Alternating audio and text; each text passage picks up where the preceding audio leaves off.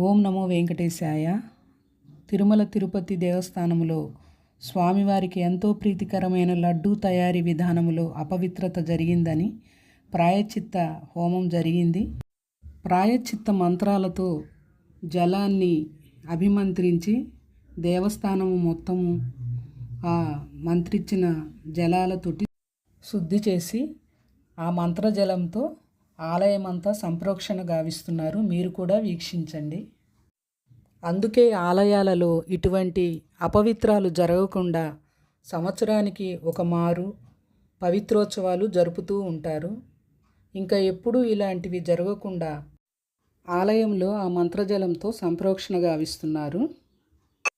తిరుమలలో లడ్డూ కల్తీ వ్యవహారానికి సంబంధించి టీటీడీ ఈ నెల 23 నుండి 3 రోజుల పాటు శ్రీవారి ఆలయంలో మహాశాంతి యాగం నిర్వహించాలని నిర్ణయించింది. దేశవ్యాప్తంగా ఉన్న వేద పండితులు ఋత్విక్కులను కూడా పిలిపించి ఈ శాంతి హవనము ప్రాయశ్చిత్త హోమ విధి టీటీడీ వారు నిర్వహించారు.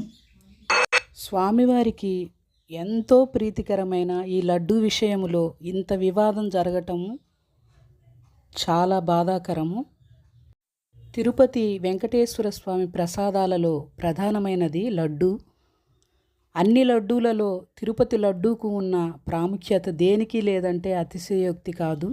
ఎందుకంటే ఈ లడ్డు యొక్క రుచి సువాసన ప్రపంచంలో ఏ లడ్డూకు ఉండదు. అందుకే ఈ లడ్డూకు భౌగోళిక ఉత్పత్తి లైసెన్స్ లభించింది.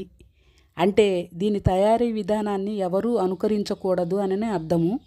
భక్తులు భక్తి శ్రద్ధలతో మహా ఇష్టంగా స్వీకరించే ప్రసాదాలలో తిరుపతి లడ్డూదే తొలి స్థానము.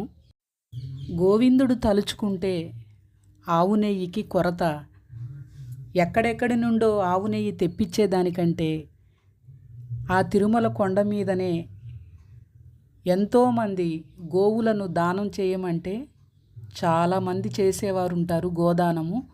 అలా ఆ గోవులను సంరక్షించి ఆ గోవుల నుండి వచ్చిన నెయ్యితోటే స్వామివారికి లడ్డూ ప్రసాదాన్ని తయారు చేయవచ్చు. గోవు ఎంతో పరమ పూజ్యమైనటువంటిది. అలాంటి గోవులను వధించి కబేళాలకు తరలిస్తున్నారు. అదే టీటీడీ వారు గోవులను అన్నింటినీ టీటీడీకి తీసుకొని ఆ గోవులను సంరక్షించి గోశాలలను ఏర్పాటు చేసి ఆ ఆవు నెయ్యితోటే స్వామివారికి ప్రసాదాలను తయారు చేయవచ్చు. అలా చేయటం వలన గోవధ జరగకుండా దేశవ్యాప్తంగా గోవులను సంరక్షించిన వారు కూడా అవుతారు టీటీడీ వారు.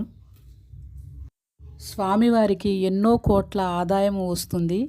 కలియుగ ప్రత్యక్షమైన వెంకటేశ్వర స్వామివారికి ఆయన తలుచుకుంటే గోవులను సంరక్షించవచ్చు. గోవులన్నింటినీ ప్రతి భక్తుడు కూడా గోదానము ఇమ్మంటే స్వామివారికి ఎంతో భక్తి శ్రద్ధలతో ఇస్తారు గోవులని. అలా వచ్చిన దానం చేసిన గోవులను గోశాలలను ఏర్పాటు చేసి టీటీడీ వారు ప్రతి భక్తుల ద్వారా గోవులను తీసుకొని ఇలా గోశాలలను సంరక్షించవచ్చు. ఓం నమో వెంకటేశాయ. లడ్డూలో నెయ్యిలో కొంచెం కల్తీ ఉందని ఆ కల్తీని ఇటీవల మనం గుర్తించినందువల్ల ఆ కల్తీ యొక్క దోషాలు స్వామివారికి ప్రసాదాల నైవేద్యం తయారు చేసి మనం సమర్పించున్నాం కాబట్టి ఆ యొక్క దోషాలన్నీ పోవడానికి పవిత్రోత్సవాలతో ఆ దోషాలన్నీ పోయినాయి. అయినా ఇటీవల మనకు తెలిసింది కాబట్టి ఆ శ్రవణ దోషం పోవడానికి ఊహాపోహలు ఏదైనా తెలిసి తెలియక ఇంకా ఏమన్నా జరిగి ఉంటుందేమో అన్న అనుమానాలు నివృత్తి కావడానికి మనం ఈరోజు శాంతి హోమాన్ని వైభవంగా నిర్వహించడం జరిగింది. ఆగమ శాస్త్రాల ప్రకారం ఈ శాంతి హోమాలు ఈ సంప్రోక్షణలు వీటితోటి ఏమన్నా తెలిసి తెలియక జరిగిన దోషాలన్నీ కూడా పరిసమాప్తమవుతాయని మనకు ఆగమ శాస్త్రాలు చెప్తున్నాయి. కాబట్టి భక్తులందరూ కూడా లడ్డూ ప్రసాదం పైన ఎలాంటి అనుమానాలు వద్దు. పవిత్రోత్సవం దగ్గర ముందు నుంచి మనకి మంచి నెయ్యితోటి లడ్డూలన్నీ కల్తీ లేకుండా తయారు చేస్తున్నట్టు మనకు తెలుస్తున్నది.